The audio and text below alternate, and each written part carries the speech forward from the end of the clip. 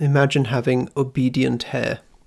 Here are 4 subtypes of INTJ you might encounter. Number 1.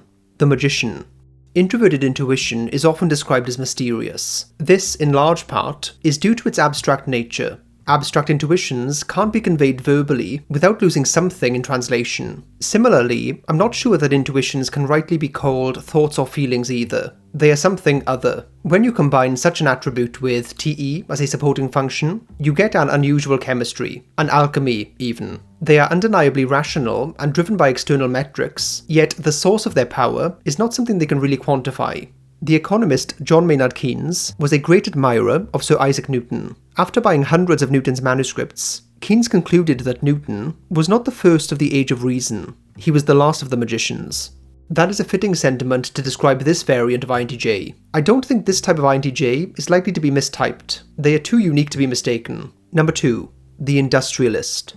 This INTJ subtype excels in logistics and system creation. They are implementers who leverage astounding operational abilities to build scalable structures. Even if these types of INTJs don't want to scale what they've made, their creations are still inherently scalable because the fundamentals are sound. Imagine an image someone makes that is very aesthetically pleasing, but when you try to drag it and increase the size, it goes blurry. Then think of an SVG file. You can make it bigger and bigger, and it still works. The quality stays. The ideas and strategies and systems this INTJ makes all have that quality to them. They still work when scaled up. This kind of INTJ might make a planning system for their own daily lives, which would easily be usable for the masses or people in various jobs. Even if this kind of INTJ is an implementer, they still have that desire to solve problems fundamentally and globally that all INTJs have. This variant of INTJ can often be mistyped as an ENTJ or even ISTJ at times. Most people watching this video are typology aficionados. I'm guessing that you've already typed all of the people in your life. Well, if you want to impress them with a little trick, I recommend the following. Send them this test, but before they take it, tell them what their type will be in advance. I've been doing this with my friends and family, and when the result is right, it looks like I actually know what I'm talking about. The link for this is down below in the comments. Number 3. The Missionary.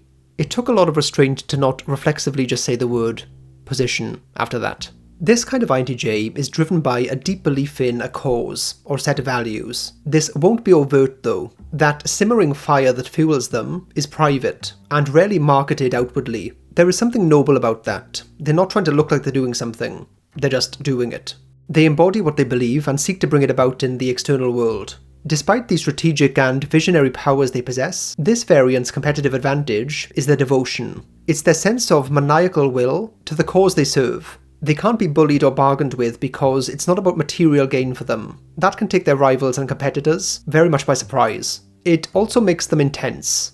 Very intense. That can be a source of difficulty in close and intimate relationships because there's very little compromise from them. This type of INTJ might be mistyped as an INFJ, especially if their cause or deeper motivation becomes known to people. Number 4. The Anachronist.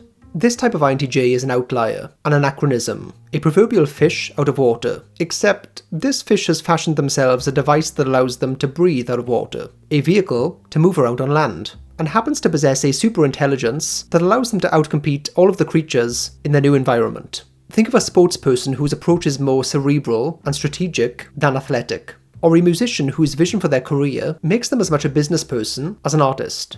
I'm reminded of the brilliant tennis player Arthur Ashe. He found himself up against the legendary Jimmy Connors. Connors was a fast-paced player. He was a genius at taking the momentum of his opponent's shots and diverting it. In a matchup of speed and intensity, he would win. So Arthur Ashe had a strategy. It was counterintuitive, but brilliant. He decided to intentionally reduce the power of his own shots, so Jimmy Connors was receiving the ball much more softly and slowly than he was used to, or expecting.